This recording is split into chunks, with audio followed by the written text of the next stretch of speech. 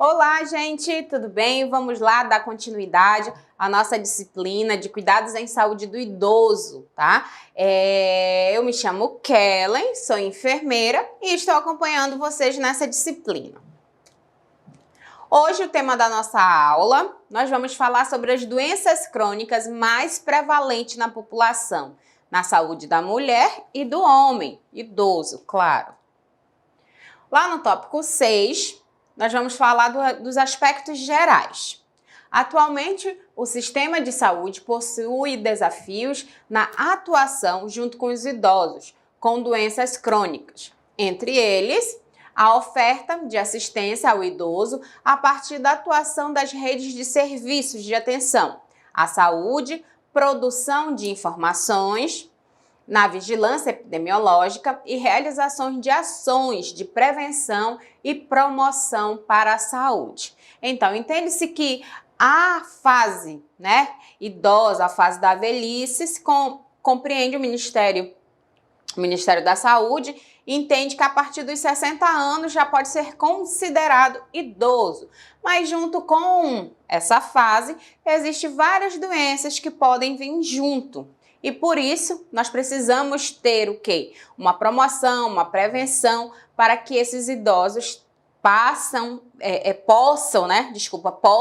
estar passando por essa fase de uma maneira bem branda, sem muitos agravos.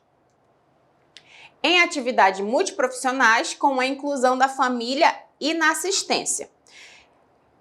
Quando nós falamos na inclusão da família, nós estamos falando que esse idoso ele precisa da atenção da família junto com as promoções e as prevenções e as ações de saúde que nós vamos fazer, Nós, como profissionais de saúde, nós temos que procurar a melhoria de vida desses idosos, porque quanto menos eles adoecerem, melhor, para o serviço público, porque eles passam muito tempo na internação, Um idoso, quando ele entra para uma unidade hospitalar, o tempo dele dentro dessa unidade hospitalar não é um tempo curto. Então, o gasto dele também vai ser muito grande, para a saúde pública. É por isso que nós temos que evitar que esse idoso fique doente constantemente. Entre as doenças mais comuns na velhice, destaca-se hipertensão arterial sistêmica e diabetes mellitus. Essas doenças são as doenças não transmissíveis, ok? Doenças não transmissíveis, que não transmite para ninguém. Ninguém transmite diabetes, ninguém transmite hipertensão arterial. Que juntas são consideradas como principais fatores de risco para o desenvolvimento de complicações renais, doenças cardíacas e cerebrovasculares, representando, portanto, altos custos médicos e socioeconômicos.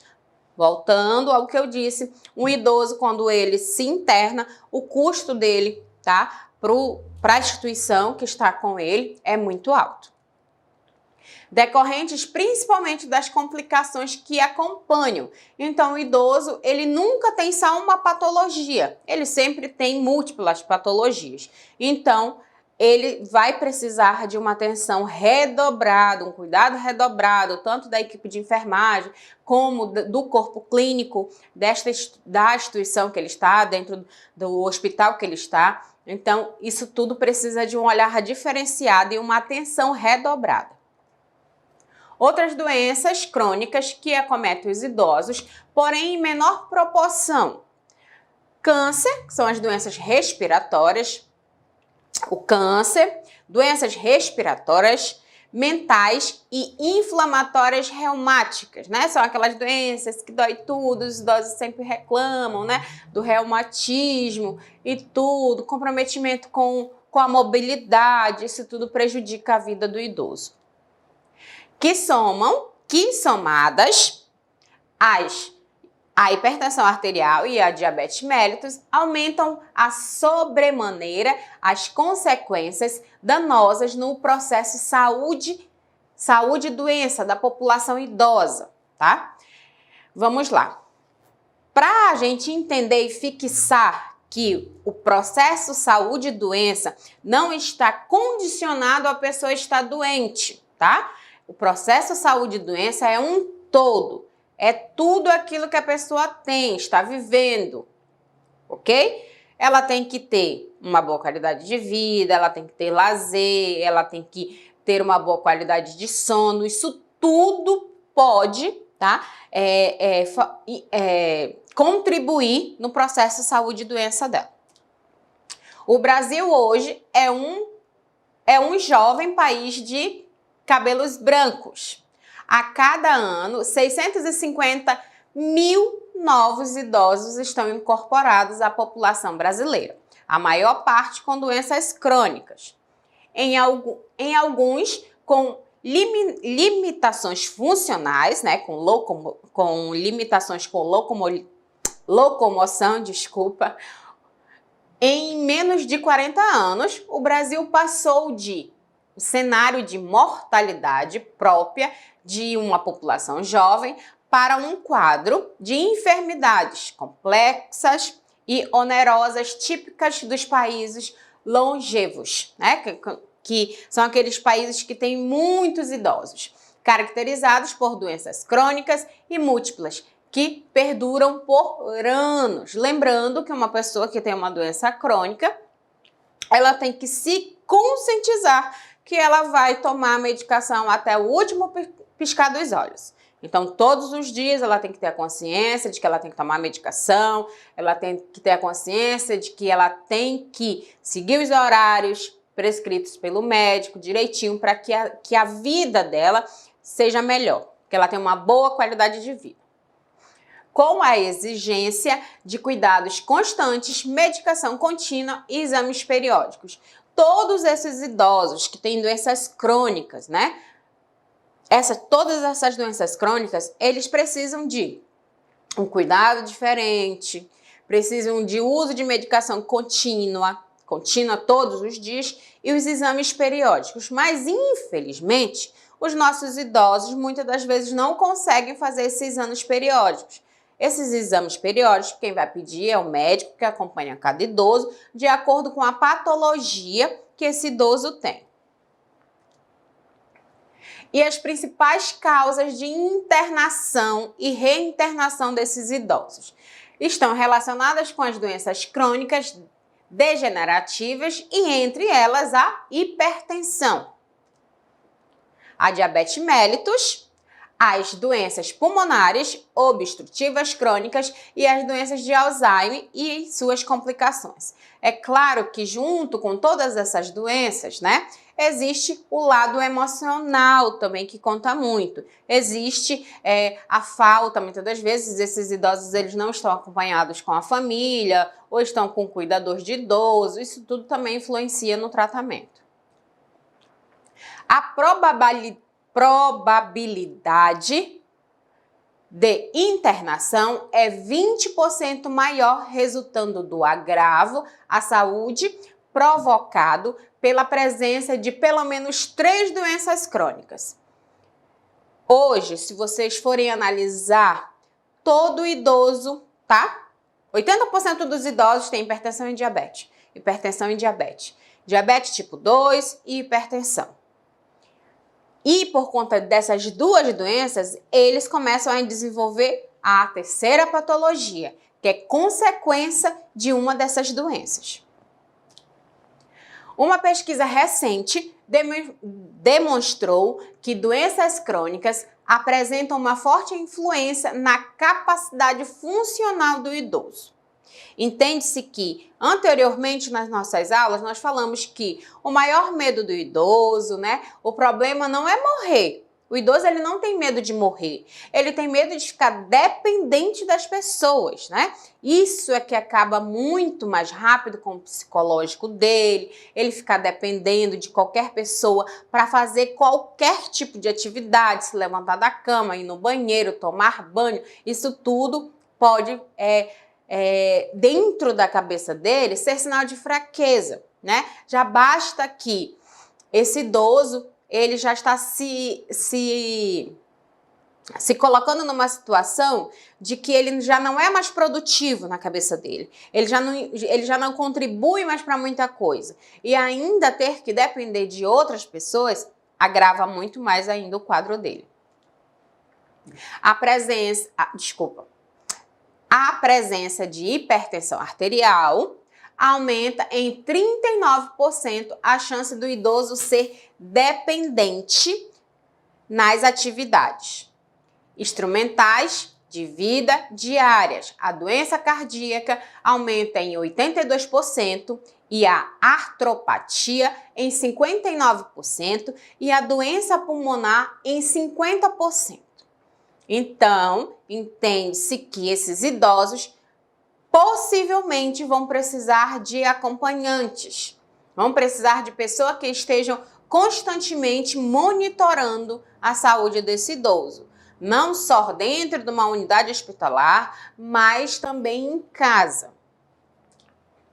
O idoso portador de doenças crônicas está mais suscetível ao desenvolvimento das grandes síndromes geriátricas e, consequentemente, a necessidade de internação. Então, todo idoso que tem 3 doenças crônicas, que a terceira sempre é consequência de uma das duas, tá? Ele sempre vai estar constantemente internado, reinternado, pega alta e volta, se ele não tiver uma boa qualidade de vida. É claro que nem todos os idosos que têm doenças crônicas, tipo hipertensão e diabetes, que são as mais comuns, e as cardiopatas, vão viver dentro de um hospital internados. Por quê? Porque eles têm uma boa qualidade de vida. Mas como nós vivemos num país em desenvolvimento, e esse país ele não dá uma condição favorável para todos os idosos, então a maioria dos idosos, sim, vão viver doentes, vão viver sendo internado, reinternado e precisando de ajuda dos familiares e, sim, dos profissionais de saúde. A hospitalização é considerada de grande risco para as pessoas mais idosas, em razão das singularidades próprias dessa faixa etária, como doenças crônicas, utilização de polifarmácia, que são vários remédios, e déficit de capacidade funcional, que contribui para o agravamento de seu estado de saúde e com risco de desenvolver ou potencializar os sintomas das grandes síndromes geriátricas. Lembrando que ninguém gosta de estar dentro do hospital, certo? Ninguém gosta de estar internado. Hoje eu acordei e quero ter uma dor, quero ter uma diabetes, quero ir para o hospital, ficar internado uma semana porque eu quero. Ninguém escolhe isso, gente. Então, os idosos, justamente por conta das doenças dele, da diferença, né, de toda a anatomia dele, ele é mais suscetível a, sim, pegar outro tipo de infecção, a imunidade dele é mais baixa. Então, quanto mais puder evitar que esse idoso se interne, melhor para a saúde dele e para que a qualidade de vida dele seja bem melhor e ele tenha uma boa velhice, né? E lá no tópico 6.2, nós vamos falar da diabetes mellitus, né? Vamos entender o que é a diabetes mellitus. O diabetes é uma síndrome decorrente da falta de insulina ou a incapacidade da ação correta da insulina. Apresenta como característica o aumento da glicemia. Então, fica com excesso de açúcar na corrente sanguínea. E é uma alteração no metabolismo dos carboidratos, lipídios e proteína. O nosso pâncreas, ele é responsável pela produção de insulina. Quando o nosso pâncreas ele não produz essa insulina, o nosso corpo não consegue dar vazão a tanto açúcar que fica na nossa corrente sanguínea e logo nós nos tornamos diabéticos. Ou a gente pode sim conseguir controlar com medicação, certo? Se for diabetes tipo 2, com o tratamento farmacológico e o tratamento não farmacológico. Consegue sim ter uma vida normal com diabetes, mas se não fizer o tratamento não farmacológico, com certeza, se não tomar medicação, não fizer o tratamento farmacológico, essa pessoa que tem diabetes tipo 2 vai se tornar um insulino dependente e as consequências serão muito mais severas. Se o diabetes não for tratado, controlado, pode determinar sérias consequências, principalmente aos rins, aos olhos, coração, nervos e vasos sanguíneos. A classificação do diabetes mellitus, segundo a etiologia. Vamos lá. A diabetes tipo 1 resulta da destruição das células beta-pancreáticas. Ocorre de 5 a 10% dos diabéticos, o indivíduo não produz a insulina que necessita. Vamos lá, de 5 a 10%. Então, de 5 a 10% da população tem diabetes tipo 1, porque não produz o quê? As células beta-pancreáticas, que são responsáveis para tirar o açúcar da nossa corrente sanguínea, certo? Bem claro para vocês entenderem. Geralmente, eles são insulino-dependentes, a maior incidência em crianças, adolescentes e adultos jovens. O início agudo dos sintomas. Vamos lá. Pacientes magros, facilidade para flutuação, tá? Que é uma hora a glicemia tá alta, outra hora a glicemia tá baixa, da glicemia por influência hereditária. Vamos lá.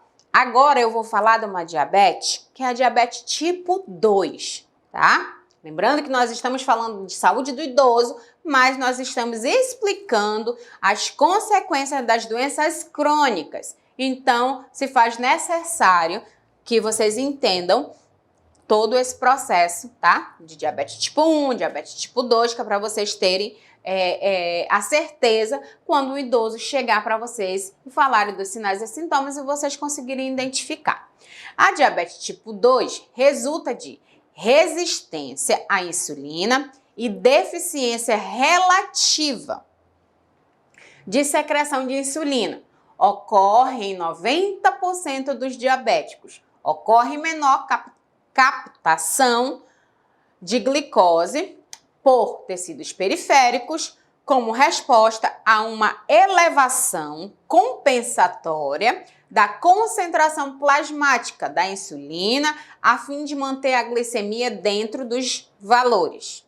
90% das pessoas desenvolvem diabetes tipo 2. Os padrões normais de glicemia fica impossível se manter, né, de acordo com a incapacidade, né, ou a baixa produção de insulina. O início com os sintomas específicos dos pacientes obesos e com o aumento da circunferência abdominal, forte componente hereditário, tá? Idade maior de 30 anos. Olha só a diferença. Quem tem diabetes tipo 1 já descobre o quê? Na adolescência, lá na fase jovem. Quem tem diabetes tipo 2, que é a diabetes que o nosso pâncreas ainda produz insulina. Só que eu coloco tanto açúcar para dentro do meu corpo, eu coloco tanto carboidrato, que depois o carboidrato vai ser transformado em açúcar, né, dentro do nosso organismo, que o meu corpo ele não dá conta de ter a insulina necessária para tirar todo aquele açúcar da minha corrente sanguínea. Mas a opção é minha. Eu escolho colocar aquele tanto de açúcar para o meu corpo. Então, eu sempre digo que a diabetes tipo 2, ela é uma escolha, tá? Porque eu escolho o que eu como, eu escolho se eu vou colocar muito açúcar, se eu vou colocar pouco açúcar para dentro do meu corpo. Então, é opcional. Ainda mais opcional, se eu sei que dentro da minha família eu tenho históricos de pessoas com diabetes. Então, pessoas que têm histórico familiar têm o quê? A probabilidade de desenvolver diabetes também. Se não cuidar da alimentação, se não realizar atividade física, isso tudo pode influenciar. E aí também existem mulheres que durante a gravidez, elas desenvolvem a diabetes gestacional. É a diminuição de tolerância à glicose diagnosticada na gestação. Pode ou não persistir após o parto. 7,6% das gestantes apresentam intolerância à glicose. Então, durante a gestação, né? Eu coloquei aqui uma imagem para vocês verem. Existem mulheres que apresentam a diabetes gestacional. Mas, contudo, depois do parto, essa mulher já, na maioria, tá? Das mulheres que têm diabetes gestacional, estas mulheres conseguem estabilizar a glicose e aí fica tudo normal. E como que eu vou rastrear a diabetes? A diabetes mellitus, como que eu vou fazer para rastrear? Vamos lá. Veja os sinais e sintomas mais frequentes. Poliúria, ok? Excesso de urina. Nictúria, urina mais vezes, inclusive à noite. Polidisfasia, boca seca e sede excessiva. Então, eu tenho muita sede, eu bebo muita água constantemente. Emagrecimento rápido, fraqueza, extemia, letargia. Isso tudo é a glicemia aumentada, açúcar no sangue aumentado.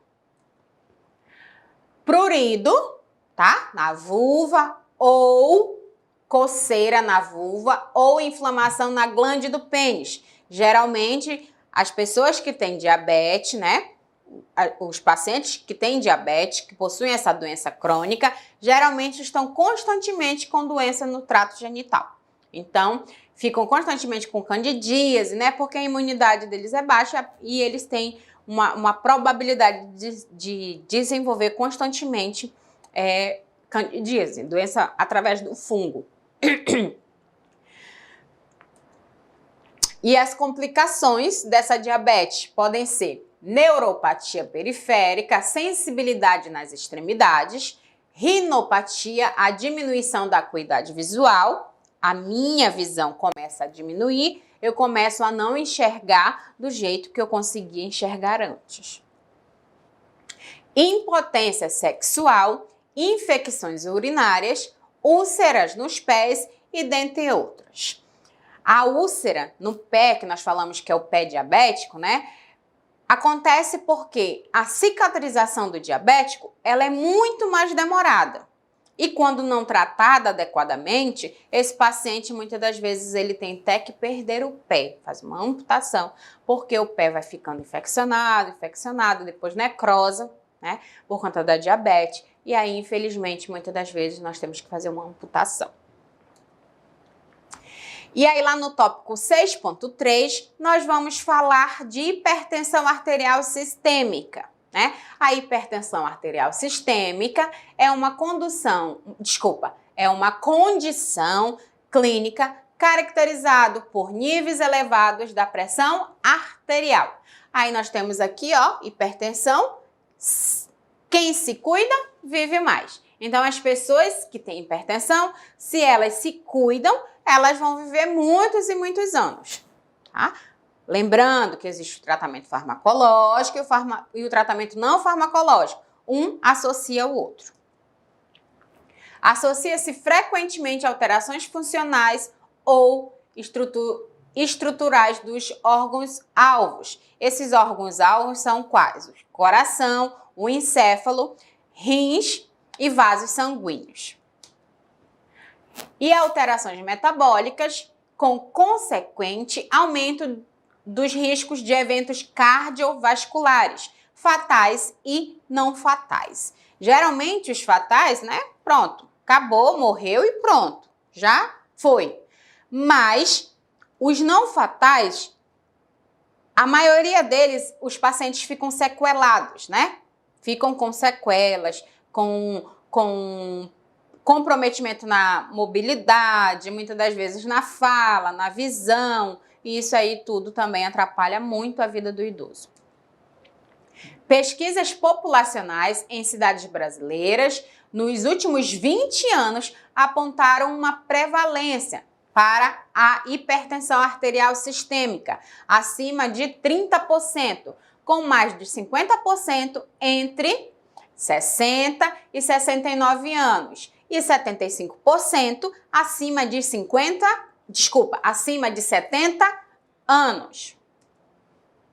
A hipertensão arterial tem altas taxas de prevalências e baixas taxas de controle. É considerada um dos fatores principais. Vamos lá. Infelizmente, existem pessoas que não conseguem controlar a sua hipertensão arterial e existem pessoas que nem sabem que são hipertensas. Por quê? Porque sentem dor de cabeça, hospital, tem náuseas, tem não sei o que, e pensa que é outra coisa, mas não vai procurar o quê? A unidade básica de saúde, a atenção primária, que é lá onde nós vamos fazer o rastreamento, nós vamos procurar saber o que esse idoso tem, o que está acontecendo, que é o primeiro contato que nós vamos ter com esse paciente, para que ele não vá logo lá na unidade de alta complexidade. Por quê? Porque a gente pode acompanhar esse idoso na unidade básica de saúde.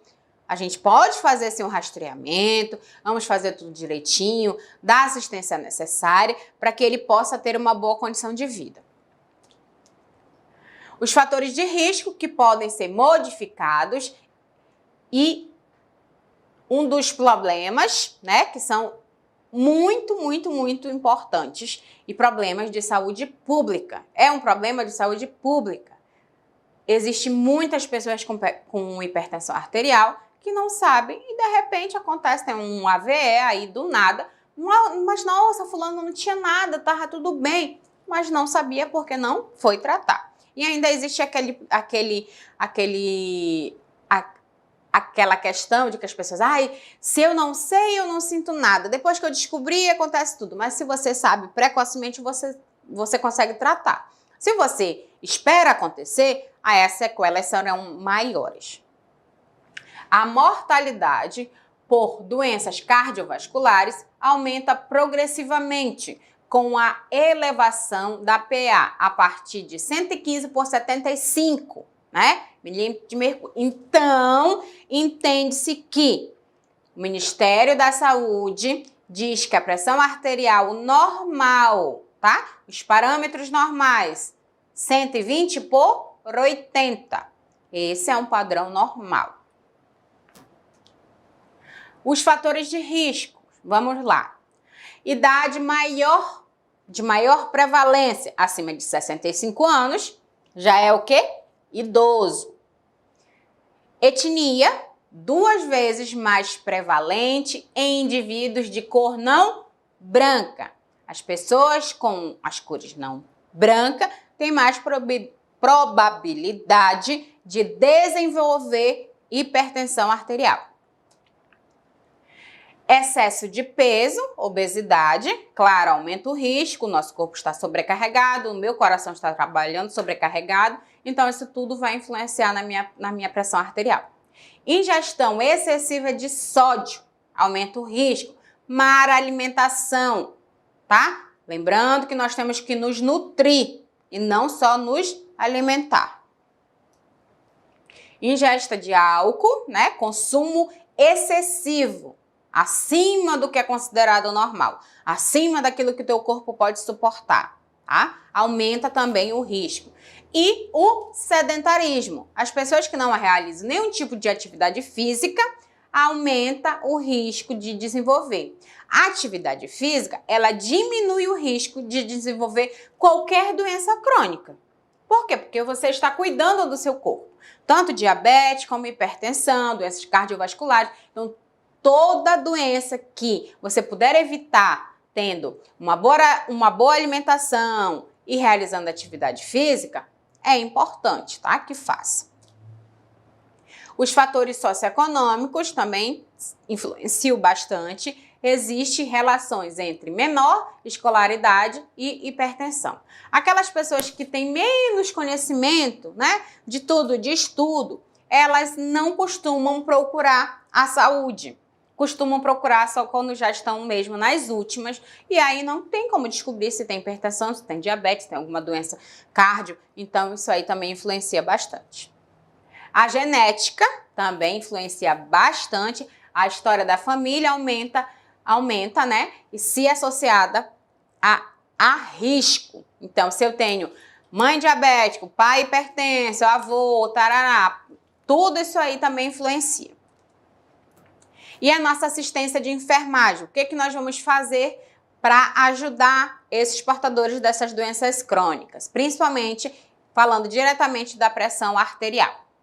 Recomenda-se aferir a PA na posição sentada, ortática, de supino, nas primeiras avaliações, considerando que em cada consulta deverão ser realizadas ao menos 3 aferições da PA. Utiliza-se como valor real da PA a média das 2 últimas verificações. Então, eu tenho que ter uma média, tá? Durante o atendimento, porque essa pressão ela pode oscilar, ela pode baixar, mas ela tem que estabilizar.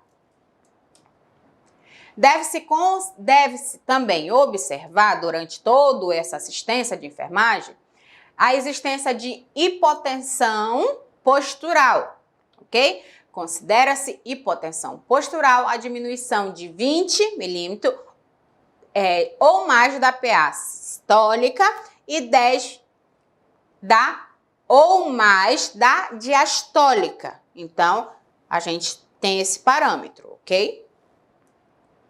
Os valores de referência para avaliação da pressão arterial de idoso são os mesmos utilizados para a população maior de 18 anos. Lembrando que o Ministério da Saúde considera uma pressão arterial normal dentro dos parâmetros 120 por 80. Então, nós vamos considerar a mesma para esse idoso.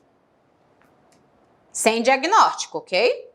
Deve-se encaminhar o idoso para avaliação médica quando a pressão arterial apresentar maior que 140 ou a pressão diastólica maior que 190. Nos idosos com hipertensão arterial, realizar a análise dos pulsos periféricos, tá? Nós temos vários lugares para a gente realizar. Deve-se avaliar as artérias carótidas, radiais, cubinais, femorais, poplíteas, pediosas e tibiais. Então, nós temos aqui a femoral, temos a carótida, aqui dá para vocês verem, ó. O radial, a axilar, o femoral, aqui, ó, a coxa, a poplíteo, ai, virei sem querer, desculpa. O poplíteo, aqui a tíbia posterior e o pédio, que é embaixo, ok? E durante a ausculta cardíaca, o enfermeiro deve identificar as bulhas cardíacas, o ritmo e a frequência. Lembrando que o nosso coração ele tem que estar no compasso. E o compasso do nosso coração constante é qual? Tum-tá, tum-tá. Ele tem que bater nesse ritmo. Nem a mais, nem a menos. Ele tem que ter um compasso, porque aí vai estar normal. Além da presença de sopros, normalmente relacionados à doença da válvula calcificada. Olha só, quando nós formos fazer a ausculta, né, nós temos os pontos, o foco pulmonar, o foco aórtico, o foco tricúspide, a válvula mitral. Aí nós vamos fazer as ausculta, né, a ausculta cardíaca. Durante essa assistência, nós temos que conseguir identificar, tá? Ruídos durante essa ausculta. Tudo isso tem que ser relatado e tem que ser informado para o médico durante a nossa consulta, durante a nossa realização do exame físico. Lá no tópico 6.4, nós vamos falar da dislipidemias, né? Que são aquelas doenças que são consideradas os diabinhos, o LDL e o HDL, que nos fazem tão mal. Nas últimas décadas, enquanto no país desenvolvido houve a diminuição da mortalidade por doenças cardiovasculares, nos países em desenvolvimento, que é no caso o nosso, o Brasil, a morbidade e a mortalidade por causas de cardiovasculares aumentaram, né? Tiveram um aumento significativo, assim, um aumento absurdo. No Brasil, as doenças cardiovasculares estão relacionadas ao tabagismo, à hipertensão arterial sistêmica. Então, quem fuma, quem tem hipertensão, tem mais probabilidade de desenvolver essas doenças. Ao diabetes mellitus também, e a obesidade e a dislipidemias. Todas essas doenças, elas podem sim acarretar que esse paciente tenha uma doença cardiovascular. A classificação das dislipidemias. Vamos lá. Hipercolesterolemia isolada, que é a elevação isolada do HDL, o colesterol, tá? De 170 miligramas barra DL. Então, vai estar elevado acima do normal. Hipergliceridemia isolada, a elevação isolada dos triglicéridos, né? Pode estar o quê? Maior ou igual a 150 milímetros, né? 150 mg barra DL. A hiperlipidemia mista, que são os valores aumentados tanto do HDL-C e do TG. O HDL-C, o colesterol, baixo, né, para os homens, 40 e mulheres, 50. Ou em situação de aumento do HDL ou do T. Vamos lá. Lembrando que as dislipidemias, que nós estamos falando do aumento do HDL e do LDL, todas estão associadas à alimentação, ok? Também estão associadas à falta de exercícios físicos. Então, é importante que a gente entenda a necessidade de movimentar, de comer comida de verdade, de entender que nós temos que nutrir o nosso corpo e não só nos alimentar. Lá no tópico 6.5, nós vamos falar de depressão, que é algo muito comum na vida desses idosos, né? A depressão se caracteriza por um distúrbio psíquico e emocional relacionado a um distúrbio psiquiátrico maior, caracterizado por tristeza e humor disfórico, além de uma variedade de sintomas físicos, né? Falamos que são as doenças da alma, essas doenças que acabam com o nosso corpo, acabam com o nosso psicológico, né? Infelizmente, existem estudos que falam que essas doenças vão ser as doenças mais perigosas daqui a uns anos, que são depressão, síndrome do pânico, né? TOC, vão ser as doenças que vão estar mais presentes nas nossas vidas. Essas mudanças comportamentais também que podem ser transitórias ou permanentes. A mudança de comportamento. Uma hora tá bem, outra hora não tá, outra hora tá com raiva, outra hora tá feliz, outra hora tá cheirosa. Então, essas mudanças de comportamento também estão associadas à depressão. A depressão consiste em enfermidade mental, frequentemente no idoso, que pode levar a um elevado grau de sofrimento psíquico. Na população geral, a depressão tem prevalência em torno de 15% em idosos vivendo na comunidade prevalência. Essa aqui se situa entre 2 a 14% em idosos que residem em instituição. A prevalência da depressão chega a 30%. Então, entende-se que os idosos que estão mais perto da sua família, o número é menor. Aqueles que estão em casa de repouso, asilo, que estão lá sozinhos, né, sem a família, só com os acompanhantes ou os moradores daquele ambiente que eles estão, eles conseguem desenvolver, desenvolvem mais depressão do que aquelas pessoas que estão junto do seio familiar. No idoso, a depressão tem sido caracterizada como uma síndrome que envolve inúmeros aspectos clínicos, etiopatologias e o tratamento. Entre os fatores de risco para sua ocorrência, inclui o quê? A idade, o asilamento, internação prolongada, polipatologias, aquele idoso que tem várias doenças, né? História familiar, mal de Parkinson e AVE, acidente vascular encefálico, que geralmente ficam com sequelas.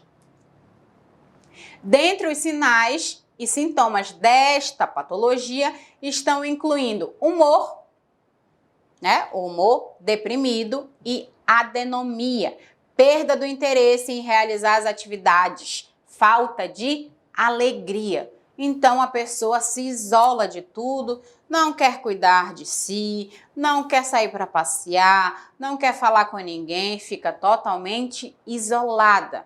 Não é porque ela quer, gente, tá? É isso que eu preciso que vocês entendam e que vocês tenham uma compreensão, uma empatia em relação às pessoas que têm depressão.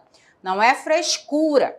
As pessoas que têm depressão, elas estão doentes e elas precisam de uma atenção redobrada. Principalmente os idosos que não têm familiares. Eles precisam de um atendimento diferenciado.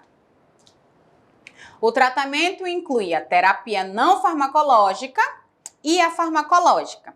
Vamos lá, a terapia não farmacológica é tentar colocar esse idoso, né, de novo na sociedade, inserir, chamar ele a fazer aquilo que ele gosta, perguntar aquilo que dá prazer, para que o corpo dele possa liberar os hormônios do prazer, endorfina, serotonina, ocitocina, né, para que esse idoso comece a gostar de viver novamente. E os tratamentos farmacológicos são aqueles tratamentos que são indicados por psicólogos e psiquiatras de acordo com o estado de cada idoso. O suporte familiar, a terapia ocupacional, atividade física e apoio emocional, espiritual, isso tudo contribui muito. Existem pessoas que entram num estado de depressão tão profunda que infelizmente elas buscam o quê? Elas buscam alguém para segurar na mão e, na maioria das vezes, elas buscam na fé, né? Elas procuram a fé em alguma coisa e a fé, muitas das vezes, conseguem tirar essas pessoas da depressão profunda, que é aquela depressão que a pessoa fica entregue mesmo e é muito difícil que ela saia se ela não tiver muita fé, muita força de vontade para ela querer sair, claro que juntamente com o tratamento farmacológico, porque o corpo precisa. Ok? Então eu espero que vocês tenham gostado da nossa aula. Muito obrigada pela atenção de vocês e a gente se vê no nosso próximo vídeo. Muito obrigada, beijo, tchau!